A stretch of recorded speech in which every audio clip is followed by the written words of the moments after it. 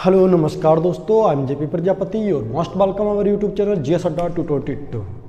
दोस्तों, आज हम उस भारत रत्न विजेता की चर्चा करेंगे। इस क्लास में उस महान व्यक्ति की चर्चा करेंगे जो नीचे पायदान का बच्चा, जिसकी कोई मदद करने वाला पैदा नहीं था दोस्तों, जिसकी बुद्धि के आधार पर दोस्तों आज के टाइम में जो हमारे भारत देश में भारतीय रिजर्व बैंक चल रही है, उसकी स्थापना की गई दोस्तों। उसकी स्थापना का श्रेय पूरा किसे जाता है? वो भारत रत्न विजेता डॉक्टर बी.आर. अम्बेडकर जी को जाता है दोस्तों, जिसकी बुद्धि के आधार पर दोस्तों हमारे देश में हमारा देश जो भारतीय संविधान के नियम कानून के अनुसार चल रहा है दोस्तों, उस भारतीय संविधान की रचना का श्रेय सबसे ज़्यादा किसे जाता है? उस महान व्यक्ति को जाता है, जिसकी आज हम चर्चा करने वाले हैं दोस्तों। उसकी जीवनी पर आज चर्चा करेंगे दोस्तों। भारत रत्न विजेता डॉक्टर बी.आर. अम्बेडकर जी के बारे में दोस्तों। आज 14 अप्रैल है, 14 अप्रैल को उनका जन्म हुआ था दोस्तों। उनकी जीवनी पर आज डिटेल वाइज चर्चा करेंगे दोस्तों। जरूरी नहीं है आप कंपटीशन से ही रिलेटेड से क्वेश्चन फंसे दोस्तों, लेकिन आपको उसके बारे में पता भी होना चाहिए, जिसके बुद्धि के आधार पर हमारे भारतीय संविधान की रचना की गई, भारतीय रिजर्व बैंक की स्थापना की गई दोस्तों। उस व्यक्ति को हमें कभी नहीं भूलना चाहिए। उसने किन किन परिस्थितियों में समाज से लड़ा दोस्तों, उच्च वर्ग के लोगों से लड़ा, दलितों के लिए अपने अधिकार दिलाए दोस्तों। उस महान पुरुष के लिए हमें कभी नहीं भूलना चाहिए। उसके बारे में आज डिटेल वाइज चर्चा करेंगे दोस्तों। भारतीय संविधान निर्माता दोस्तों, क्वेश्चन बनता भी है दोस्तों, भारतीय संविधान निर्माता किसे कहा जाता है? तो डॉक्टर बी.आर. अम्बेडकर जी के लिए दोस्तों। भारत रत्न विजेता डॉक्टर बी.आर. अम्बेडकर जी दोस्तों, बहुत अच्छा नाम है, बहुत बड़ा नाम है। शायद ही और कोई नाम ऐसा हो जिसमें माता का भी नाम आता हो, पिता का भी नाम आता हो, गुरु का भी नाम आता हो दोस्तों।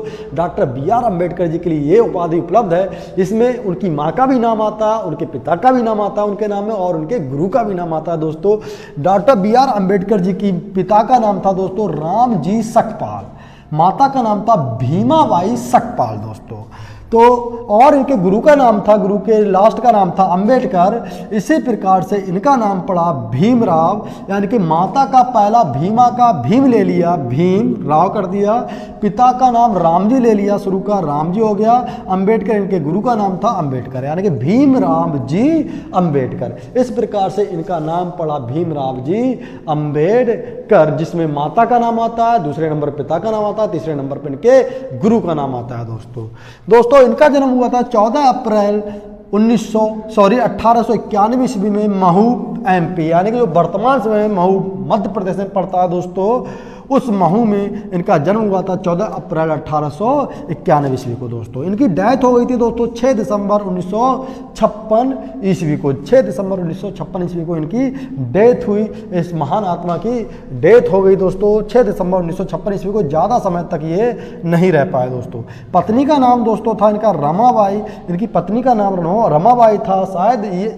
शायद नहीं, ये क्लियर है। ये लगभग 15 वर्ष के थे उस समय इनके पिता ने इनका विवाह कर दिया था रमाबाई से 1906 ईस्वी में, और रमाबाई की डेथ हो जाती दोस्तों DEATH 1935 ईस्वी में। इनकी पत्नी की डेथ हो जाती 1935 ईस्वी में। दूसरी जो इनकी पत्नी थी, इनका विवाह हुआ था दोस्तों इनसे शारदा का। 1948 ईस्वी में विवाह हुआ, नाम था शारदा। ये ब्राह्मण परिवार से थी दोस्तों, पंडित थी, लेकिन बाद में इनका विवाह के बाद में इनका नाम पड़ा सविता अम्बेडकर। ये बहुत एजुकेटेड थी दोस्तों, सविता अम्बेडकर दोस्तों। सबसे पहले आप समझेंगे भीमराव अम्बेडकर दोस्तों से। भीमराव अम्बेडकर की पत्नी के बारे में, रामाबाई के बारे में, और भीमराव जी की अथक प्रयास के बारे में, जिन्होंने अपने दलित समुदाय के लोगों के लिए, दलित जाति के लोगों के लिए बहुत सारे अधिकार दिलाए दोस्तों। उनके खातिर वो लोगों से लड़े दोस्तों। तो समझेंगे दोस्तों, बहुत ही डीपली नहीं समझेंगे, सरल भाषा में समझेंगे। आपको पता होना चाहिए डॉक्टर बी.आर. अम्बेडकर जी को पढ़ने का अधिकार प्राप्त नहीं था, यानी कि दलित लोगों के लिए 1 शताब्दी पहले दलित लोगों के लिए पढ़ने का अधिकार नहीं था। बहुत भयंकर छुआछूत था दोस्तों, भेदभाव था। यानी अगर कोई दलित व्यक्ति रास्ते से गुजर रहा है, उसकी परछाई मात्र से स्वर्ण वर्ग का व्यक्ति यानी कि उच्च जाति का व्यक्ति अपने आप को अपवित्र घोषित करता था, अपने आप को अपवित्र मानता था और उसे पनिशमेंट देता था दोस्तों। यहाँ तक कि दलित व्यक्ति की आवाज़ सुनने मात्र से ही अपने आप को अपवित्र घोषित कर देता था। कौन? स्वर्ण कास्ट का व्यक्ति। और दलित व्यक्ति को स्कूल विद्यालय जाने का अधिकार प्राप्त नहीं था, कुओं पे पानी पीने का अधिकार नहीं था दोस्तों, और मंदिरों में जाने का अधिकार प्राप्त नहीं था। ये अधिकार किसने दिलाया दोस्तों? डॉक्टर बी आर अम्बेडकर जी ने दोस्तों। तो डॉक्टर बी आर अम्बेडकर जी की दोस्तों ऐसे तैसे में बहुत अथक प्रयास से, इनके पिता के अथक प्रयास से इनका एक एडमिशन होता है मुंबई में एक विद्यालय में। लेकिन होता क्या है, एडमिशन होने के बाद में उनके गुरु उन्हें गेट के बाहर बिठाते हैं। एक बार होता है दोस्तों, इनके गुरु इनसे बोर्ड पर कोई सॉल्यूशन कराते हैं, कोई सवाल को हल कराने बुलाते हैं, और जाति के जो बच्चे होते हैं, स्वर्ण जाति के बच्चे होते हैं, वो चिल्लाने लगते हैं, गुरुजी गुरुजी गुरुजी, या मास्टर साहब ये क्या कर रहे हो आप, ये अनुसूचित जाति का व्यक्ति है, दलित जाति का व्यक्ति है, इससे अधिकार नहीं है यहाँ पर सॉल्यूशन करने का। और वो सभी बच्चे अपने अपने टिफिन लेकर दोस्तों भागने लगते हैं, कहीं हमारा खाना अपवित्र न हो जाए, इसकी परछाई मात्र से। इतना भयंकर भेदभाव था दोस्तों एक शताब्दी पहले अपने भारत वर्ष में दोस्तों।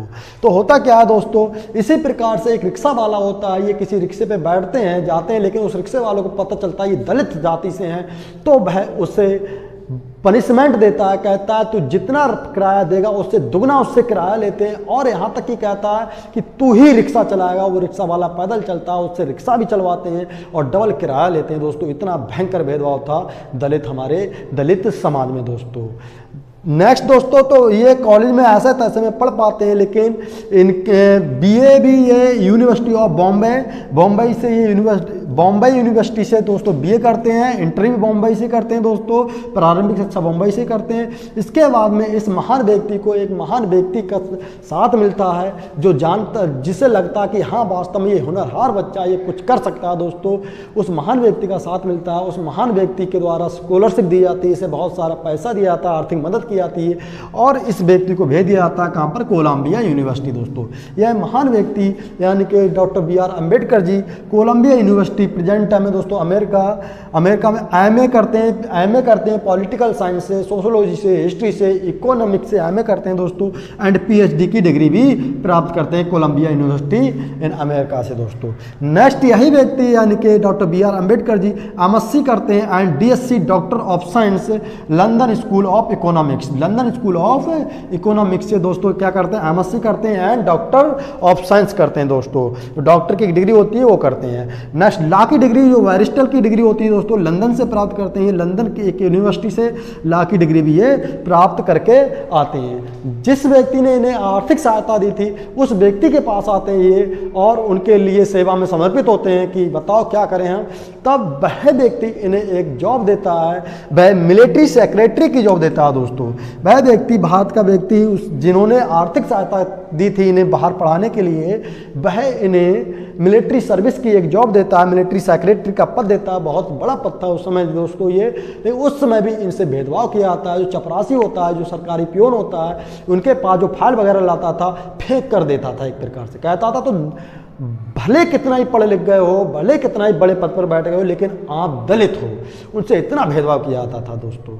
यहाँ तक कि कॉलेजों में जो पढ़ते थे, प्रारंभिक शिक्षा प्राप्त कर रहे थे ये बॉम्बे में, तो उस समय इन्हें कुओं से पानी पीने का अधिकार प्राप्त नहीं था, कक्षा में बैठने का अधिकार प्राप्त नहीं था दोस्तों।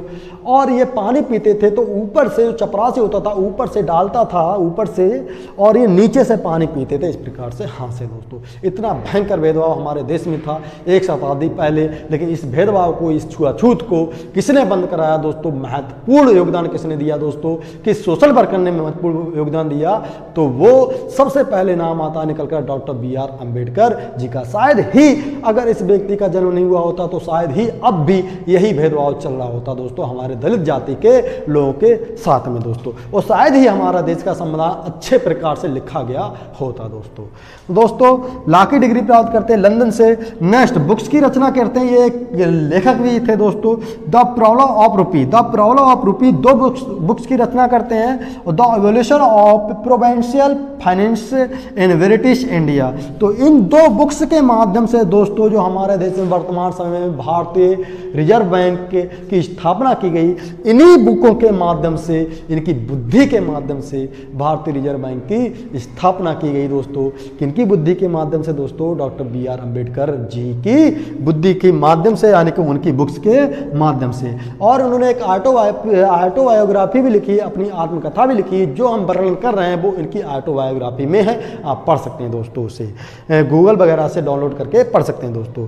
नेक्स्ट माय डियर स्टूडेंट्स, जो इनकी पत्नी होती हैं रामाबाई, 1935 में देहांत हो जाता है, बहुत ही कम एज में इनका देहांत हो जाता है बेचार रामाबाई का। इनके 5 पुत्र होते हैं, 5 संतान होती हैं दोस्तों। 5 संतान में से 4 संतान लगातार एक के बाद एक की डेथ हो जाती। क्यों दोस्तों? क्योंकि उस समय बहुत भयंकर भेदभाव था, कोई भयंकर रोग से पीड़ित होती थी इनकी संतान, या किसी बुखार वगैरह आता था तो ये सार्वजनिक के स्थान पर जाते थे, यानी कि प्रेजेंट टाइम में जो डिस्ट्रिक्ट वगैरह होते हैं हम उन्हें बोलेंगे, यानी चिकित्सालय जाते थे, तो उन्हें समय पर उपचार नहीं मिल पाता था। क्यों? भेदभाव के कारण। अतः इनकी 4 संतानों का लगातार दोस्तों डेथ हो जाती है, इतनी भयंकर पीड़ा से। आगे चलकर इनकी पत्नी की भी डेथ हो जाती है, समय पर उपचार नहीं मिल पाता है क्योंकि भेदभाव बहुत था दोस्तों। तो दोस्तों इसके बाद में इनकी पत्नी, इसके बाद में ये बहुत सारे कष्ट इनके अंदर आ जाते हैं दोस्तों। इनके एक बार ये कुएं पे पानी पीते होते हैं तो इनकी बहुत पिटाई की जाती है, यानी कि तू दलित है, तेरा अधिकार नहीं है इस कुएं से पानी पीने का।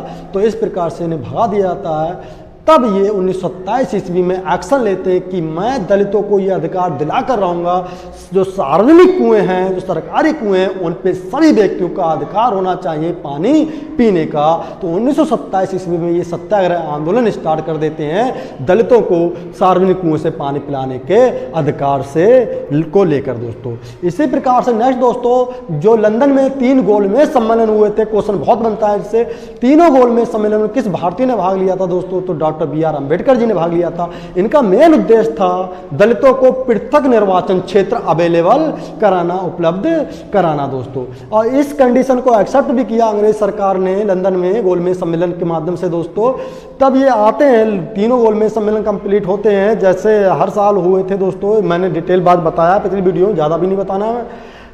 अब उसका रिजल्ट निकलता है पृथक निर्वाचन क्षेत्र का, आप मतलब दलितों के लिए पृथक निर्वाचन क्षेत्र हो चुनाव के लिए दोस्तों। लेकिन गांधी जी को पता चलता है वो इससे सेटिस्फाई नहीं होते, वो नहीं चाहते कि दलित लोग अलग रहें, उनका निर्वाचन अलग हो या दलित लोग बट जाए। गांधी जी को लगता है ये अंग्रेजों की चाल है, हम लोगों को बांटना यानी के तोड़ना। तो होता क्या है दोस्तों, फिर गांधी जी इनसे रिक्वेस्ट करते हैं कि आप अलग पृथक निर्वाचन क्षेत्र मत लीजिए, ये अंग्रेजों की चाल है हम लोगों को बांटने की दोस्तों, तोड़ने की। तो होता क्या है, गांधी की बात को एक्सेप्ट नहीं करते हैं। गांधी जी अनशन करते हैं दोस्तों पुणे की अरबदा जेल में, इसी चीज़ को लेकर कि हम दलितों का अलग पृथक निर्वाचन नहीं होने देंगे।